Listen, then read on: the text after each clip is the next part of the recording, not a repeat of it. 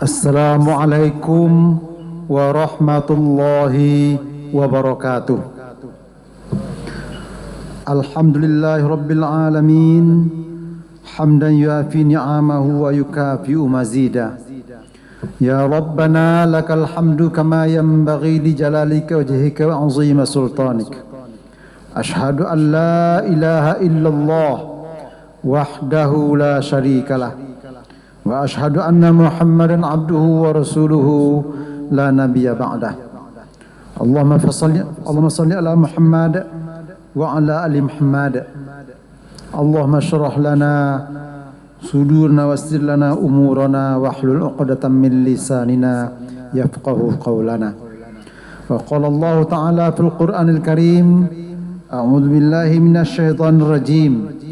Bismillahirrahmanirrahim. Ya ayyuhalladzina amanu idza laqitum fi'atan fathbutu wadhkurullaha katsira la'allakum tuflihun.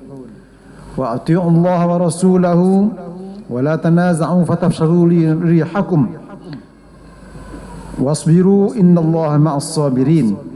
Wa la takunu kalladzina takharaju min diyarihim bataran wa ria'an nas wa yasudduna an sabilillah wallahu ma ya'maluna muhita. Shadaqallahul azim. Aku berlindung kepada Allah dari godaan syaitan yang terkutuk dengan menyebut nama Allah yang Maha Pengasih lagi Maha Penyayang.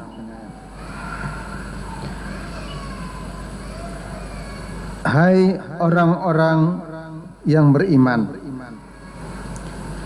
jika kamu bertemu dengan musuh atau pasukan, maka berteguh hatilah dan sebutlah nama Allah sebanyak-banyaknya dan berdoa sebanyak-banyaknya supaya kamu beruntung, dan taati Allah dan Rasulnya, dan janganlah kamu berselisih yang menyebabkan kamu menjadi gentar dan kekuatanmu hilang, dan bersabarlah, sesungguhnya Allah beserta orang-orang yang sabar. Dan janganlah kamu seperti orang-orang yang keluar dari kampung halamannya dengan rasa angkuh dan ingin dipuji oleh orang atau riya, serta menghalang-halangi orang dari jalan Allah. Allah meliputi segala yang mereka kerjakan. Maha benar Allah yang Maha Agung. Bapak-bapak, ibu-ibu, saudara-saudari sidang jemaah zuhur rahimakumullah. Alhamdulillah, pada siang hari ini kita bisa hadir bersama-sama di masjid yang kita cintai ini dalam rangka melaksanakan kewajiban kita. Sebenarnya adalah merupakan kebutuhan kita, yaitu beribadah kepada Allah, salat zuhur, serta ibadah-ibadah salat dan zikir-zikir, serta ibadah salat sunat yang lainnya. Semoga saja semua amal ibadah kita diterima oleh Allah dan diberi balasan pahala yang berlipat ganda hendaknya. Amin, amin ya rabbal alamin. Salawat dan salam kita mohonkan kepada Allah, semoga dicurahkan kepada arwah Nabi besar Muhammad sallallahu alaihi wasallam sebagai uswatun hasanah yang telah mencontohkan segala aspek kehidupan manusia. Mudah-mudahan kita tercatat sebagai orang-orang yang setia dalam mengikuti sunnah-sunnah Rasulullah, insyaallah. Sidang jemaah Zoom rahimakumullah, dari surat Al-Anfal ayat 45 sampai 47 tadi saya ingin mengangkat judul ceramah zuhur kita, yaitu syarat-syarat sebuah kemenangan. Bapak dan ibu-ibu, setiap kita pasti ingin kesuksesan, keberuntungan, kemenangan. Tetapi tidak semua orang yang menginginkan kemenangan, keberuntungan, kesuksesan itu bisa dia peroleh. Maka Allah Subhanahu wa taala memberikan bocoran buat kita. Kalau ingin sukses, kalau ingin menang dalam sebuah pertarungan, sebuah persaingan, kalau ingin menjadi orang-orang beruntung dunia akhirat, maka menurut surat Al-Anfal ayat 45-47 tadi ada 8 syaratnya. Secara sepintas, karena tidak mungkin kita kupas secara mendetail dalam waktu yang terbatas ini. Yang pertama, dalam ayat tadi kita harus menjadi orang-orang yang teguh pendirian. Sahabat, jangan pelin-pelan, jangan orang yang mudhabdhabin, tidak jelas. Kalau kata orang Minang, seperti pimpiang di lereng. Kama angin kancang, ke situ loh. Tidak ada pendirian. Orang-orang sukses, orang-orang beruntung itu harus orang-orang yang punya keteguhan hati. Fathbutu, berteguh hatilah. Nah, ini dibuktikan dalam sejarah perang Uhud. Kalau perang Badar, 313 orang melawan 1000 orang lebih orang kafir, 313 orang mukmin sukses. Tetapi waktu perang Uhud, padahal Rasulullah SAW sudah memberikan panduan-panduan, pedoman, setiap pasukan jangan beranjak dari tempatnya masing-masing, harus teguh. Nah, tetapi karena yang namanya manusia, salah satu sifatnya itu cinta dunia.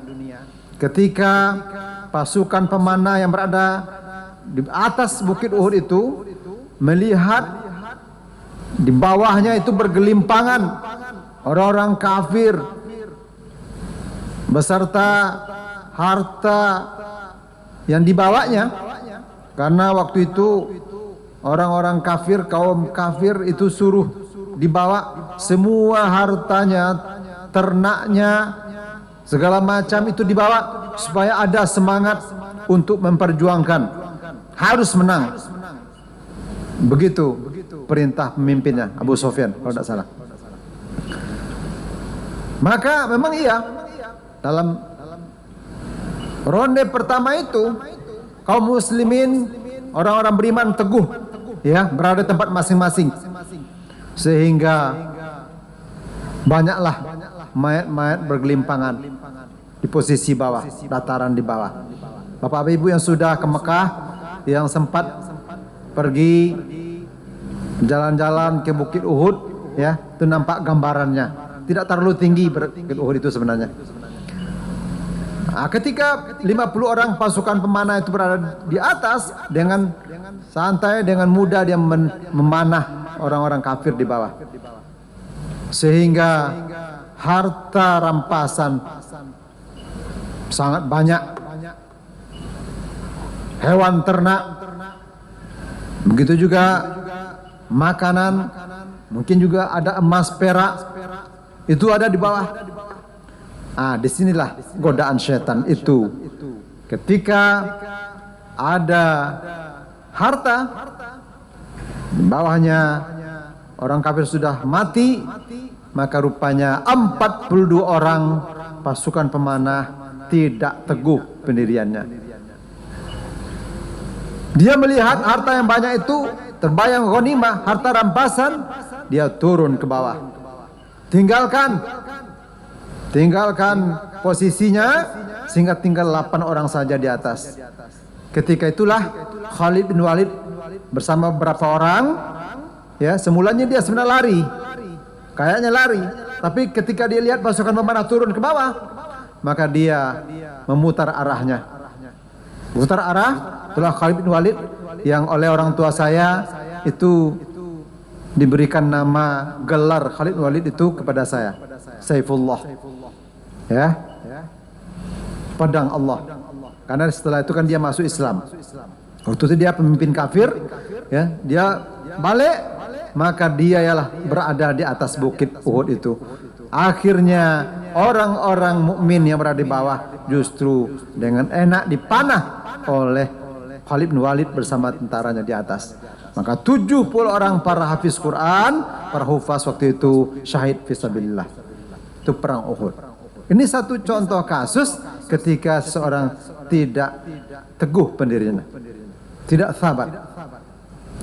Kemudian yang kedua, persyaratan kesuksesan itu dalam ayat ini adalah banyak-banyak berzikir dan berdoa. Harus ingat Allah selalu. Di mana saja, kapan saja, ingat Allah. Makanya Rasulullah SAW mengajarkan setiap pekerjaan itu ada doanya. Masuk WC ada doanya, keluar WC ada doanya. Mohon maaf aja nih, ketika berhubungan suami istri ada doanya. Orang bersin ada doanya, orang mendengar orang bersin ada doanya. Semuanya. Supaya apa? Tersambung terus dengan Allah SWT. Di mana saja, kapan saja. Mau berangkat, keluar rumah ada doanya. Apalagi masuk masjid, keluar masjid. Kalau ada yang lupa doa masuk masjid, keluar masjid, ya, itu anak-anak kita yang di TK, di PAUD itu hafalannya. Bisa minta tanya. Untuk apa menghubungkan diri kita dengan Allah? Banyak-banyaklah berzikir, berdoa. Bacaannya itu bisa macam-macam. Kalau kita tercengang, Masya Allah, Subhanallah. Kalau ada sesuatu yang mengecewakan atau musibah, innalillah. Kalau itu nikmat, alhamdulillah. Ketarung kaki kita, astagfirullah. Semuanya. Jalan mendaki, jalan menurun, semuanya ada. Itu banyak-banyak. Zikir itu zikir lisan, tapi juga ada zikir qalbi, yaitu hati kita harus ingat kepada Allah SWT. Dan jangan lupa dicocokkan dengan zikir perbuatan kita. Jangan anekdot kece orang Minang sambil mencilok baca astagfirullah, ya. Ketika menimbang itu dikurangi, ya. Ketika menimbang bare atau gulo, itu kurangi sesendok astagfirullah. Bukan gitu, ya. Atau sambil berjudi, kalau kalah astagfirullah, bukan begitu. Tapi dicocokkan perkataan kita dengan perbuatan kita. Artinya perbuatan itu harus yang diridhai Allah Subhanahu wa taala. Itu yang kedua. Yang ketiga, tampaknya tidak cukup waktu kita, ya. Mungkin sedikit saja. Yang ketiga syarat adalah wa'atiullah wa rasulah. Kita harus taat pada Allah dan Rasul, ya, dalam segala aspek kehidupan kita. Harus dicocokkan perbuatan kita dengan tuntunan Allah dan Rasulnya. Jangan sampai kita banyak bacaan-bacaan seperti saya sebut tadi, tapi pekerjaan kita, perbuatan kita itu tidak cocok dengan yang kita. Termasuk misalnya olahraga sendiri. Mohon maaf, masih banyak di antara kita yang olahraga itu terbuka auratnya. Padahal kenapa tidak pakai training? Kenapa tidak pakai serwasot, ya, di bawah lutut? Kita olahraga itu juga perbuatan yang diridhai Allah SWT. Maka kita cocokkan juga olahraga itu dengan tuntunan Allah dan Rasulnya. Kemudian wala tanaza'u, jangan kamu berselisih, berbantah-bantahan, berdebat, ya. Kenapa? Itu akan membuat kamu gentar dan hilang kekuatanmu. Orang yang suka berselisih, berdebat, ya, kekuatannya hilang. Orang yang mendukungnya hilang, ya. Harusnya banyak teman, justru banyak lawan. Itu yang keempat. Kemudian yang kelima, wasbiru, bersabarlah. Orang-orang yang sabar biasanya adalah orang-orang yang tahan segala rintangan, hambatan, walaupun mungkin dia tinggal sendiri. Ada 4 kesabaran itu minimal. Yang pertama, sabar dalam menerima musibah, sabar dalam ketaatan. Dia sendiri saja yang taat, orang lain sudah kafir semuanya, tidak apa-apa, kita sabar. Sabar dalam berdakwah, walaupun dia sendiri yang berdakwah, orang lain tidak apa-apa. Yang paling sulit adalah sabar anil maksiyah. Orang sudah bermaksiat semuanya, kalau orang sabar dia tidak mau, walaupun dia sendiri. Ya, orang sudah berbuat jahat semuanya, dia tidak mau, dia sabar. Itulah syarat kemenangan yang kelima. Kemudian yang keenam, wala takunu kalladzi nakharaju min diarihim, orang-orang yang keluar dari rumahnya dengan kesombongan. Orang-orang sombong maka cenderung dia mengalami kekalahan. Dalam pertarungan bisa kita lihat orang yang sudah takabur, sombong, ya, maka ujungnya biasanya dia di posisi yang kalah, posisi yang tidak sukses. Ya, kita harus menghindarkan diri dari kesombongan. Itu adalah selendang Allah, jangan kita pakai. Kenapa iblis diusir dari surga? Kenapa iblis dihukum akan diazab oleh Allah SWT? Kalau dekat dia sudah yakin dengan Allah SWT. Kenapa? Karena dia takabur, dia menolak kebenaran. Di kibir itu, sombong itu adalah salah satunya menolak kebenaran. Ya, Fatolal hak, menolak kebenaran. Allah tidak suka. Walaupun sebiji zarah itu sombong, Allah tidak suka. Tidak rela Allah pakainya dipakai oleh manusia. Ya.